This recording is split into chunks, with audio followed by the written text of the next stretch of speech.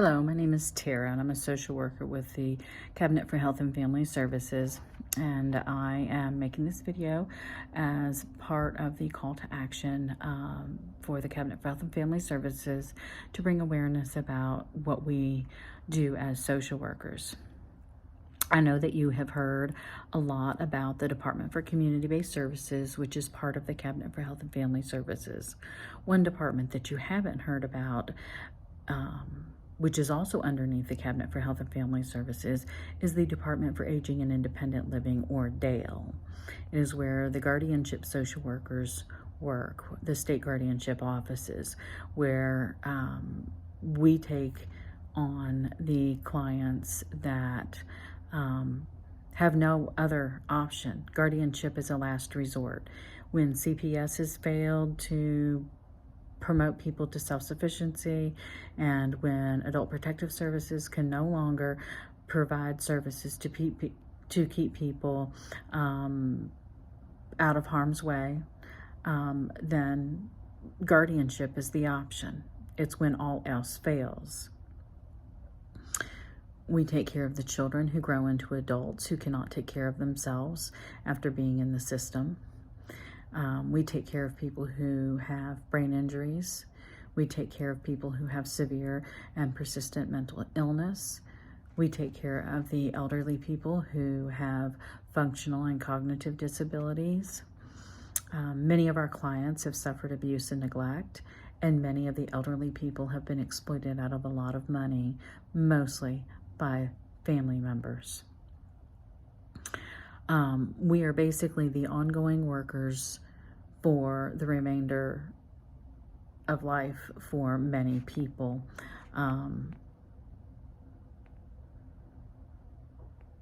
The Department for Aging and Independent Living is often overlooked, if not even ignored, when it comes to raises and being brought to the table to discuss what goes on in our department and how we as social workers are affected. We go into extraordinarily dangerous situations. We have a lot of violent offenders on our caseloads. Recently, they even had to pass a law that says that we can't take sex offenders on our caseloads anymore. But there are a lot of people that have been grandfathered in, and occasionally that statute is not always followed when we're assigned new clients. We also have to find support and resources for people who literally have zero income. I can honestly say that I have looked and seen people who have zero for their income. How do you live on zero? How do you have a roof over your head? How do you get food? How do you get medical care? Well, that's where your guardianship worker comes into place. That's what we have to figure out. Our department is smaller, but by no means is it any less important. And every single worker in Jefferson County on the guardianship team has over 70 cases. Many have close to 80 cases.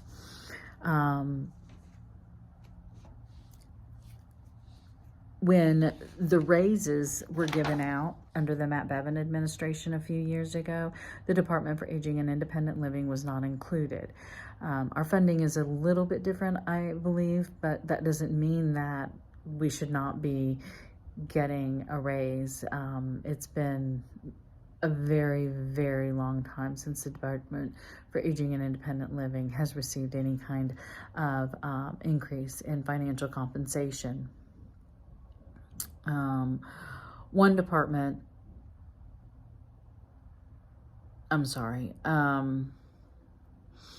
many of the Department for Aging and Independent Living social workers have also worked for the Department for Community-Based Services prior to coming over to DAIL. I made the move on October 16th, 2021. And the reason I did it is because I enjoy social work and I wanted to be able to make a real difference in people's lives. Prior to this, I was working with Adult Protective Services doing the assessments for the guardianship trials as an interdisciplinary team member.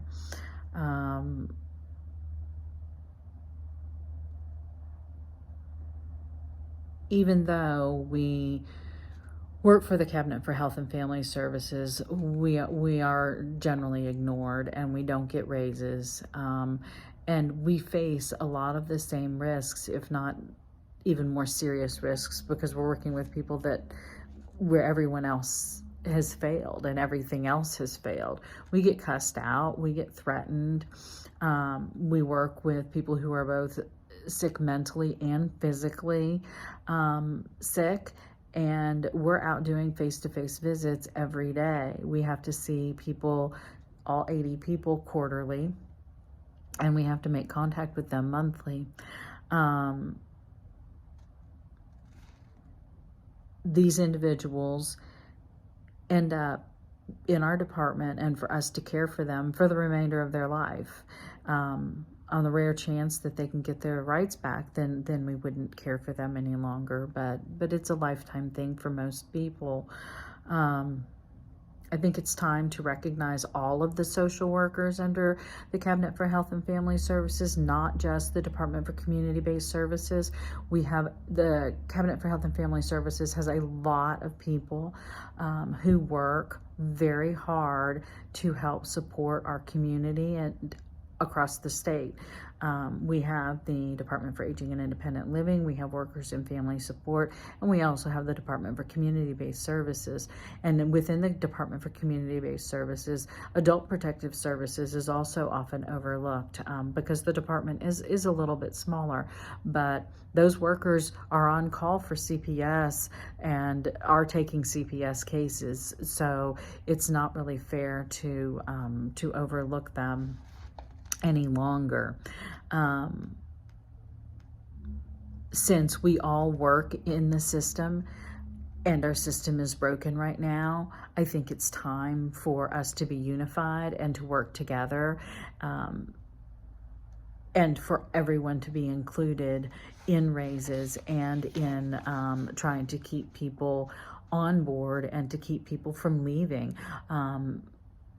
We have openings in guardianship, and we are overloaded and we are burnt out.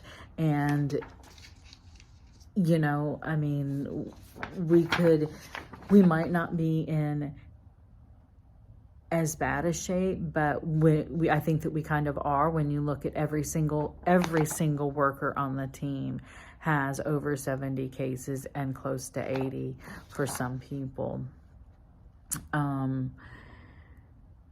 I have worked, I'm new to the Department for Aging and Independent Living, but I'm not new to guardianship. I have worked in guardianship in the private sector, nonprofit private sector, but I've also worked with protection and permanency with both Child Protective Services and the Crimes Against Children unit.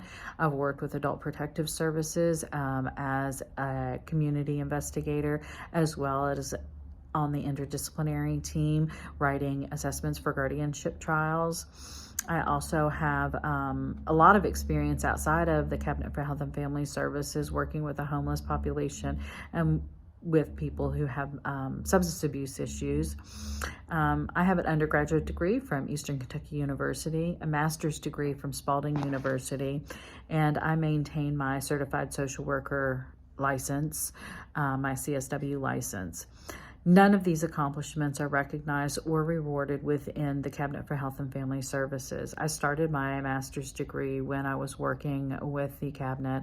I did leave and then reinstated after I completed my degree. I have a mountain of student loans, obviously, like many people do, and I was told that if I got my master's degree, I would get a raise. Well, that never happened, and that was over 10 years ago. It's important to understand that social workers are highly educated, we're very intelligent, and resourceful beyond your wildest dreams. we really can make magic happen for some people. We work harder for other people's families than we do for our own families, and that's not fair to our families when we work harder to help others and end up with a pittance in financial compensation. We have to know about the law, housing opportunities, mental health issues, medical issues, budgeting and financial issues, and we even get so personal as to address things such as personal hygiene.